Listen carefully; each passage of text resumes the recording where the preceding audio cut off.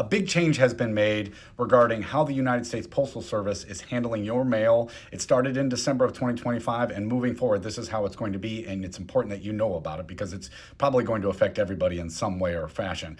And it has to do with the postmark date. That's the date that gets stamped on the corner of the envelope or package when you send something in the mail that signifies that that's the date that you dropped it in the mail. That's the postmark date. Now, traditionally, that postmark date was the date you dropped the mail off at the post office or in a mailbox. That is what is changing. That postmark date will no longer reflect the date that your mail was dropped into that mailbox, and instead the postmark date is going to reflect the day that it was processed at a regional sorting facility. So not on the day that you mailed it. And that means that you could drop something off on December 31st and it's not going to be postmarked December 31st. It might not be processed until January 2nd or even later, and so it's going to be postmarked on that later date.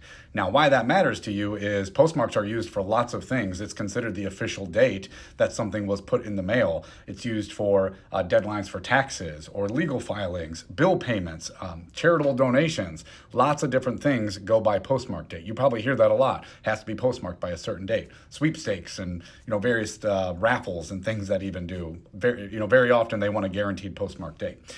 So what you need to know about this is if you need a same day postmark, if those couple of days are going to matter to you, then you cannot rely on that mailbox anymore. You're actually going to have to go in to the post office. You're going to have to go to the counter. You're going to have to ask for a manual postmark. Okay, they'll use a posted validation imprint from the counter, and that will work.